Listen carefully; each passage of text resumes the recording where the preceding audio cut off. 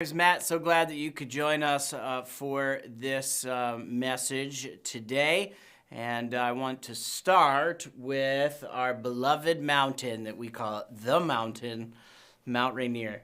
And actually a Hasidic parable that goes like this. A man was standing looking at a beautiful view of a mountain, and another man came and put his hand in the way of the man looking at the mountain. And as he held his hand there, he said, "The hand is so much smaller than the mountains and the valleys. However, it still blocks them." And so it is with us, that the objects of this world are so much smaller than God, yet they can block him from our view. It is our task to see God anyway. The book of Esther, which we're going to talk about as we prepare to celebrate Purim this week, is a satirical, violent, sometimes humorous portrait of life outside of the land of Israel. And unlike the books of Daniel and Ezra, Esther imagines life completely away from Jerusalem and the temple and contains no mention of the Torah. In fact, Esther is the only book of the Bible that never mentions God at all. And so the name of the message today for the celebration of Purim is "Where is God?" It's actually traditionally why we wear costumes at celebrations of Purim, is because God is understood as being hidden behind a mask in the whole story of Esther, even though his name is never mentioned in the book. Esther's contemporaries are like Ezra, Nehemiah, Haggai, Zechariah, and Malachi. It's one of the last books of the Hebrew Scriptures, the Tanakh. It's a post-exilic book, meaning it's after the Babylonian exile. And there's actually this gap in the book of Ezra in the Bible. There's a gap, 60-year gap between chapter 6 and 7 of Ezra. And it's during that 60-year gap that the events of the book of Esther transpire in the kingdom of Persia. Now, the temple's already rebuilt, the walls around Jerusalem are being put back up, and many Jewish people have returned to Israel in 3 waves from Babylon. And as Ezra and Nehemiah return, Mordecai and Esther are among those who stay in Persia and do not return to Israel. In fact, the Persians took over Babylon, and Babylon then became a part of the Persian Empire. But at the same time, there is Confucius is teaching in China. It's the golden age of Greece. There are many world battles between the Persians and the Greeks. And a few years after Esther are Socrates and Plato and Aristotle. The Peloponnesian War happens right after Esther. Athens, Spartans, the Immortals, all of these things are happening all around the same time as the story of Esther. And Karen Jobes, in her commentary on the book of Esther, says this: "The great paradox of Esther is that God is omnipotently present even where God is most conspicuously absent." And Tim Mackey from the Bible Project, in their Esther overview video, says this: "Esther forces you to see God's purpose at work, but behind the scenes." And he goes on to say it's an invitation to read the story looking for God's activity because there are signs for it everywhere in the background. And when God seems absent, for us, when we are not sure if God is available or aware of us, we look for God's activity because there are signs of it everywhere in our lives. And here's sort of the big idea, I think, of the book of Esther. God makes promises, and he keeps them. You could say that's the big idea of the whole Bible. The Jewish people are the great biblical example of this. It's why we say this phrase in Hebrew. We say, Am Yisrael Chai. Am Yisrael Chai means the people of Israel live. As in, we're still here because God promised we would still be here. And you could say it this way, that I think God says over the course of the scriptures to the Jewish people, "I will not forget you, and I will fulfill my promises that I made to you." And the truth is, he says the same to you. He says, "I will not forget you, and I'll fulfill my promises to you." God didn't command us to celebrate Purim like he did the holidays that he gave to us in the Torah to Moses on Mount Sinai. It's actually, the celebration was established by the Jewish people at the end of the book of Esther. It says in chapter 9 and verse 28 that these days should be remembered and observed in every generation, by every family, and in every province, and in every city. These days of Purim should not fail from among the Jews, nor their remembrance perish from their descendants.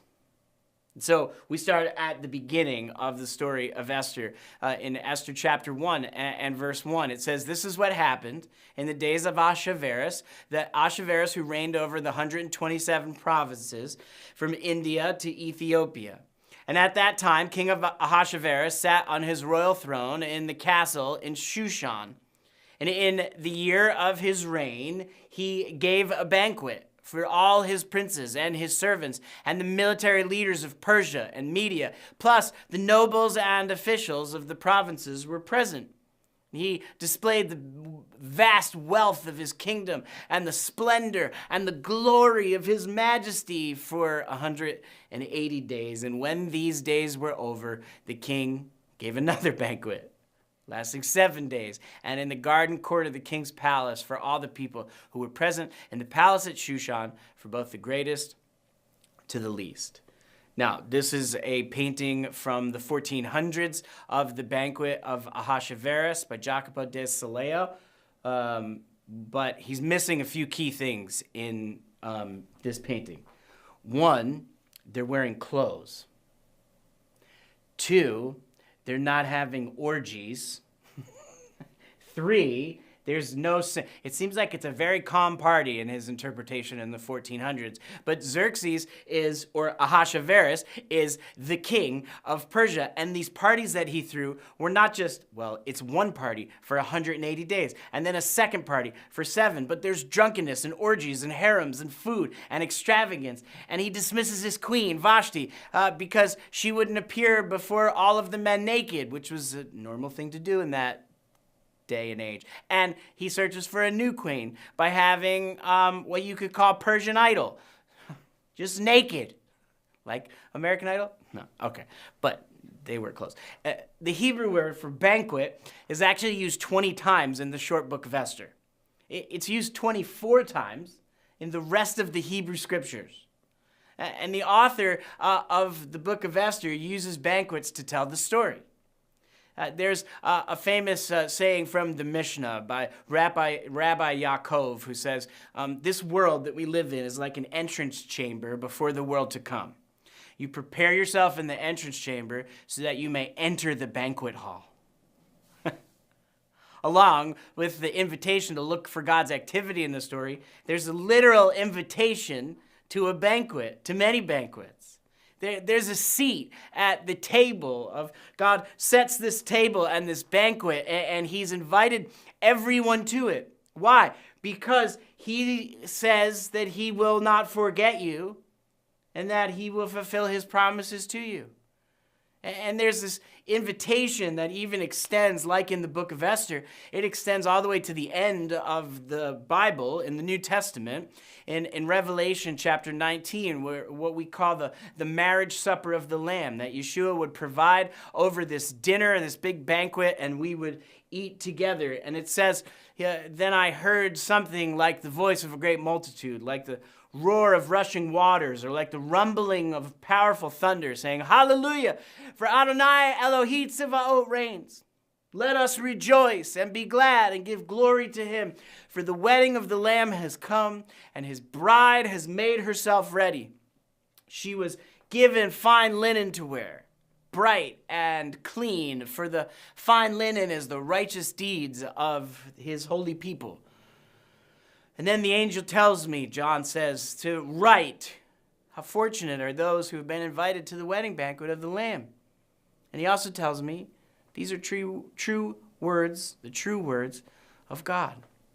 There's this banquet coming that we are all invited to. it's funny, and we mean it as a joke, but it's sort of true that we jokingly say at Jewish holidays, especially Purim, that we celebrate three things. They tried to kill us, we won, let's eat. And there's like a banquet at every Jewish holiday because we celebrate what is coming in the world to come. That there's a celebration that we have now that represents a celebration that we will have in the future. And the two main characters of the story of Esther are Mordecai and Hadassah. Hadassah is her Hebrew name. Esther is her slave name. So Mordecai and Hadassah are Jewish people who end up in positions of power in this foreign land, the kingdom of Persia. It's similar to stories in the scriptures like Joseph in Egypt in the book of Genesis, or Daniel in Babylon in the book of Daniel. But in some ways, the story is the opposite of people like Joseph and Daniel, because they never hid who they were.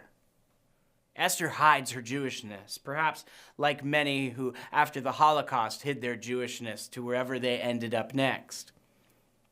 And also, it's different because, well, Joseph and Daniel seem to always do the right thing. They keep themselves away from paganism, from the worship of other gods, from the eating of unclean food, and from participating in orgies. Where it seems in the story that Mordecai and Esther are a part of this culture and doing all the things that they are a part of, because these people aren't perfect. They're people who are far away from everything they know. And they are people who are far away from everything that God had promised them and far away from the God of their fathers. So much so that the story of Mordecai actually begins in Jerusalem. And Mordecai was from Jerusalem and then taken captive. It says in Esther chapter 2 and verse 5 that there was a Jewish man in the Shushan palace whose name was Mordecai, son of Jair, son of Shimei, son of Kish, a Benjamite, and who had been taken into exile from Jerusalem with the captives that had been carried away with King Jeconiah of Judah, whom King Nebuchadnezzar of Babylon had taken away. And he had raised Hadassah, that is Esther, his uncle's daughter, for he had neither father nor mother, and the girl was attractive and had a beautiful figure. And when her father and mother died, Mordecai took her to him as his own daughter. And his encouragement to her was to hide her Jewishness. Esther chapter 2 and verse 10 says Esther had not disclosed her people or her lineage because Mordecai had commanded her not to make them known. So Esther is this kind of interesting book where the main character is hiding her Jewishness in a foreign land, and it's not the only thing that's hidden in the book, because the book never mentions Israel, it never mentions Jerusalem, it never mentions the temple in Jerusalem, it never mentions God himself. And even aside from fasting and mourning, prayer is never even mentioned. And so when we read the book of Esther, it's a simple question of where is God? And perhaps beyond the book of Esther, we find ourselves in the day that we live in where we are often asking, where is God? It's interesting because in Jewish Christian history, many have questioned over the last 2,000 years, have questioned the validity of the book of Esther because it never mentions God. How could a book in the Bible, which is all about God, never mention God?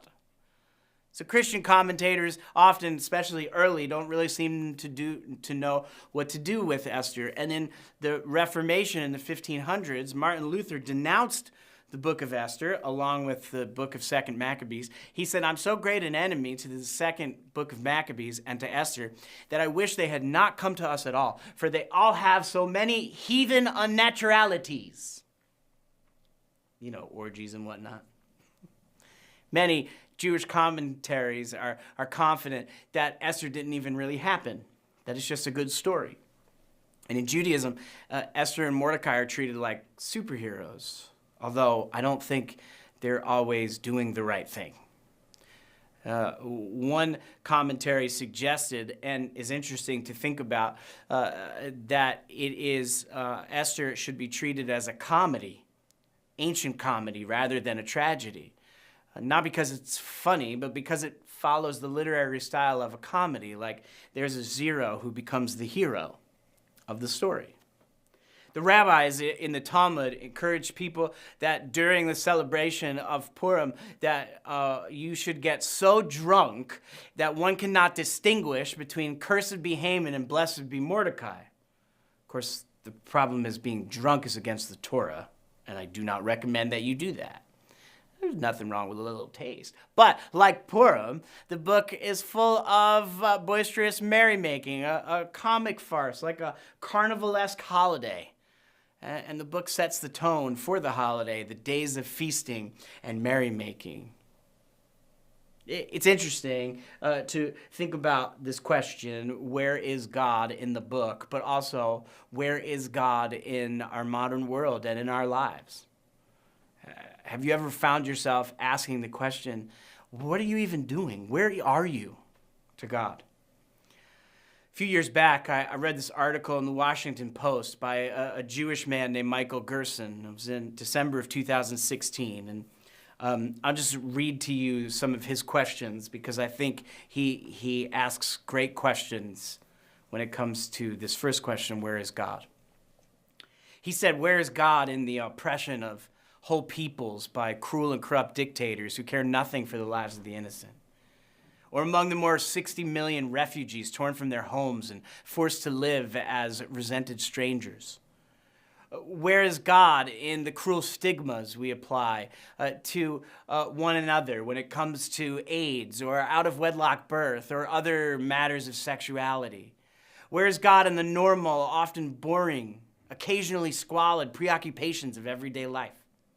In the temptations and ambitions that can lead us away from our true purpose, in the anxiety and the depression that stalk our days? Where is God in the death of a friend, in being doubted by a friend, in being betrayed by a friend? Where is God in our march towards death, either slow or fast, but always onward, when optimism becomes delusion and hope finally fails and we are all left feeling forsaken by a silent God?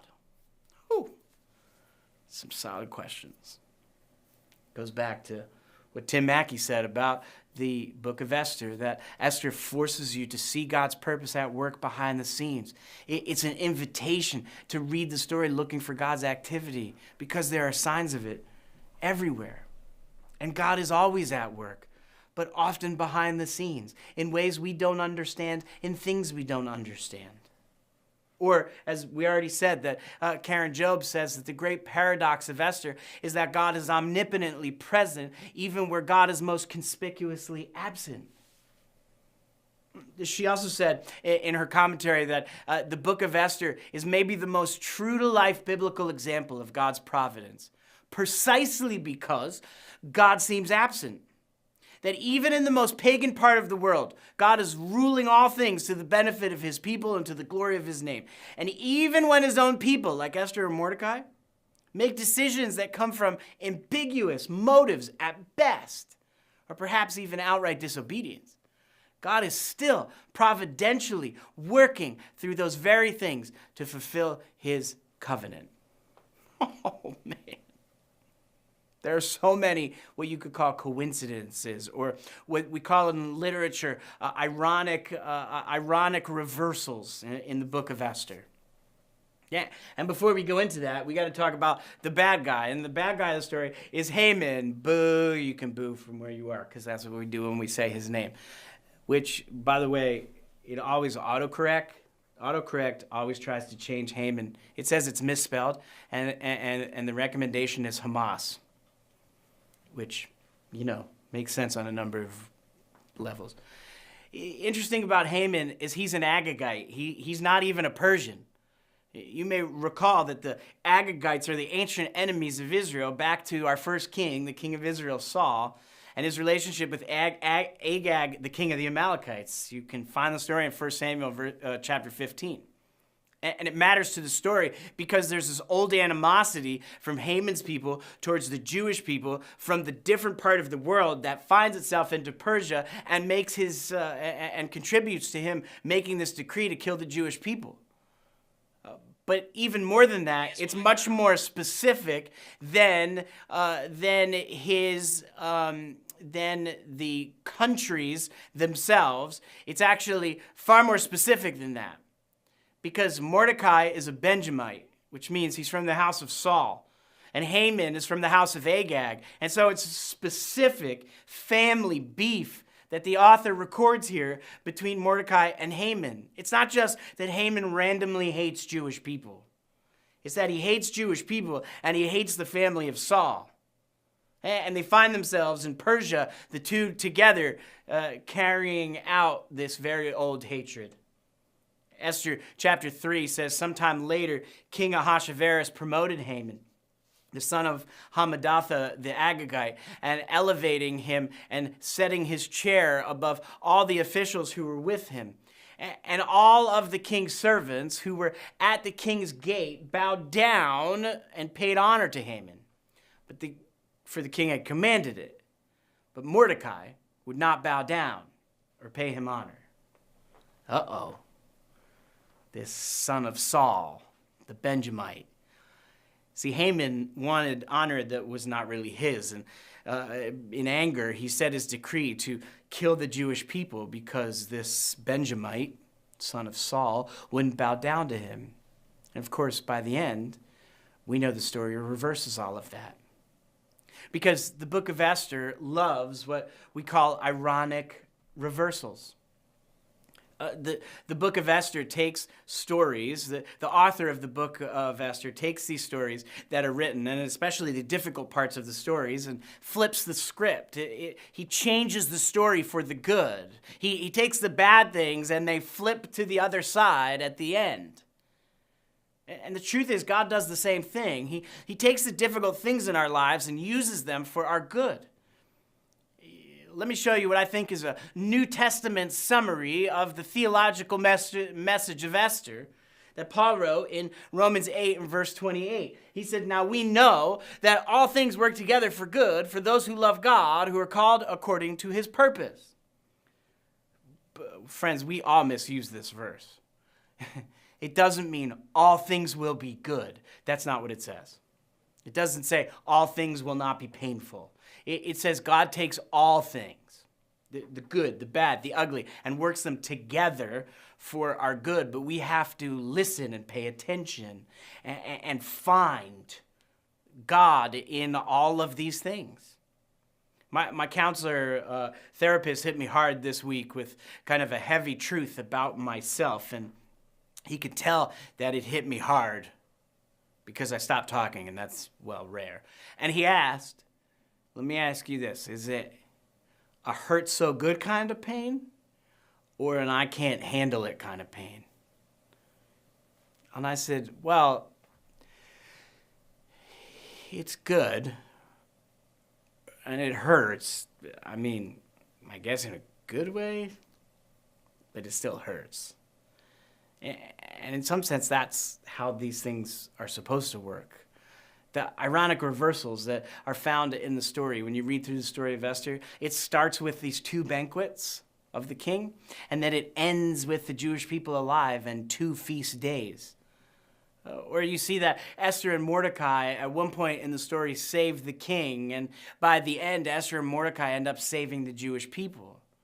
Or you look at Haman's promotion and the edict against the Jewish people and a banquet that he has. But at the end, Mordecai is promoted, and there's an edict and another banquet. Where Haman plots the death of the Jewish people, in the end of the story, Haman and his sons are the ones put to death. In Esther's, has 2 banquets, and it's in those banquets where Haman is humiliated and Mordecai is exalted. Where when Mordecai wouldn't bow down to Haman, Haman was exalted and Mordecai was humiliated. It's reversals all through the book. And as we prepare to celebrate Purim, as you prepare to celebrate Purim in this congregation, but all over the world today, it's time for your sorrow to be turned to joy and mourning into celebration. It doesn't mean the pain and the sorrow go away. It just means we're not going to always live there. Why do we celebrate this holiday? Well, the answer is they tried to kill us. We won. Let's eat. And also, because the God of Israel says to Israel often, I will not forget you, and I will fulfill my promises to you. You mean even when we aren't even in the place we're supposed to be? You mean even when we're doing things we're not supposed to be doing according to the covenants of our fathers? You mean even when we are in this faraway place, far away from God because all our people returned, but we decided to stay? Right. Even then. And he says the same thing to you wherever you are and whatever you're doing. God doesn't forget you. He will fulfill his promises to you. So, Esther chapter 4 and verse 13, it says Mordecai told the people to say to Esther, listen, it's bad. And don't think in your soul that you will escape in the king's household more than all of the other Jewish people. For if you remain silent at this time, relief and deliverance will arise for the Jews from another place, but you and your father's house will perish. Who knows whether you have attained royal status for such a time as this? Do you realize that Hadassah, slave named Esther, married a pagan, other God-worshiping king? We're not allowed to do that. She didn't go back to Israel with the rest of her people. Instead, she participated in pagan celebration and probably orgies. I know you don't want to, they didn't do that part in VeggieTales. I know that they didn't, we don't want to talk about these things, and we want to pretend that Esther was just, oh no, she was just a nice little lady. No, the whole thing is naked for all kinds of reasons. And Esther was far away from where she was supposed to be, using a name she shouldn't even have. But here is how God does things. Even though Esther and Mordecai were far away from where they were supposed to be, God was right there. And you make it right. And the way you make it right is you repent, and you do what's right for your people, and you take a stand, and you offer yourself, and you use the power that has been given to you. So Esther says in verse 15, it says, Esther sent this reply to Mordecai. She said, go, gather together all the Jews who are in Shushan and fast for me, and do not eat or drink for 3 days, night or day. My maids and I will fast in the same way, and afterwards I will go into the king, even though it's not allowed according to law. And if I perish, I perish. Now, friends, this is what I would call the great reversal. Because like Esther, who was willing to offer her life to save her Jewish people, Yeshua, Jesus, our Messiah, took it further and actually did. He took our place. It's the ultimate flip of the script. He took all the punishment for our sins when he was crucified. Why would he do that? Well, here's what Yeshua said to his disciples before it all happened, leading up to his death and resurrection and the celebration of Passover. He says in Mark 10, verse 33, he said, look, we're going up to Jerusalem, and the Son of Man will be handed over to the ruling priests and the Torah scholars, and they will condemn him to death and hand him over to the Gentiles. They will mock him and spit on him and scourge him and kill him. But after 3 days, he will rise again. Don't you just hope that you think about the disciples all sitting there with him going, gosh, that sounds awful. That sounds crazy. No, what they do is they fight over where they get to sit at the table. It says that Jacob and John, the sons of Zebedee, said, could we please sit at your right hand and at your left? And that the other 10 disciples then get angry with each other. And they're all sitting there going, that's not fair. Where do I sit? What do you mean he gets to sit there? What about me? Where do I get to sit? Oh, there's a seat for you, Yeshua tells them. And each of you is actually going to die. Other than John, you're all going to die just like me. In fact, you're going to drink the same cup, he says to them. But then Yeshua also says to them in verse 42, he says, calling them over, Yeshua said to them, You know those recognized as the rulers of the nations lord it over them, and their great ones play the tyrant over them. Yet it's not this way among you. Whoever wants to be great among you shall be your servant, and whoever wants to be first among you shall be a slave of all. For the Son of Man did not come to be served, but to serve, and to give his life as a ransom for many. This is what many call the upside-down kingdom, because it seems upside down according to the way of the world. But the truth is, it's right side up, and the world is upside down. The one with all the power is supposed to give it up for the weak. The king doesn't benefit himself. He gives his life for the people. It's not a 180-day celebration of all kinds of things that you're not supposed to be doing. And you don't have to worry about where you're going to sit at the table, because there's a seat that's already saved for you. They all had a seat at the table. They argued over where they were going to sit, and Yeshua said, look, it doesn't matter. You're invited. You get a seat. It's the great paradox of Esther, is that God is omnipotently present, even where God is most conspicuously absent. That within Esther, it forces you to see God's purposes at work, but they're all behind the scenes. It's an invitation to read the story looking for God's activity, because there are signs of it everywhere, and there are signs of his activity all over your life. And so when you find yourself in moments, when we ask, and we all ask, and if you haven't asked, there's something wrong. Where are you, God? Let him answer. Maybe I can answer for you. I'll tell you where he is. He's in front of you. He's behind you. He's to the right of you, and he's to the left of you. He is not going anywhere. And because he's not going anywhere, it gives us the opportunity to celebrate that there's a banquet, and you're invited, and there's a seat saved for you. Because they tried to kill us, we won. Let's eat.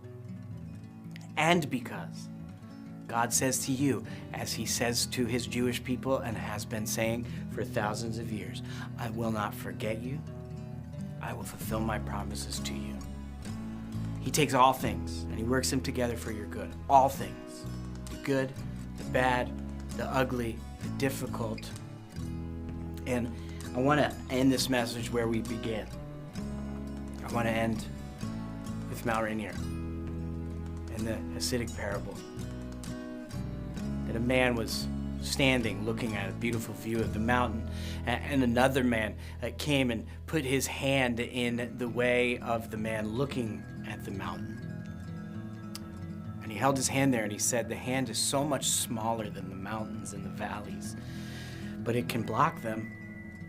And so it is with us. The objects of this world are so much smaller than God, yet they can block him from our view. And it is our task to see God anyway. When God feels absent, it is our task to see God anyway. And to celebrate that he sees you and will not forget you. I hope you have a feast for Purim and invite people into your feast, and remember as people come to take a seat at the table that is exactly how God sees you. There's an invitation.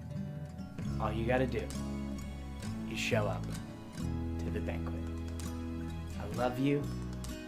Chag Sameach. Happy festival for this Purim. And as you celebrate, you celebrate all the wonderful things that God has done, even when it seems like he's absent. That is actually when he's most there.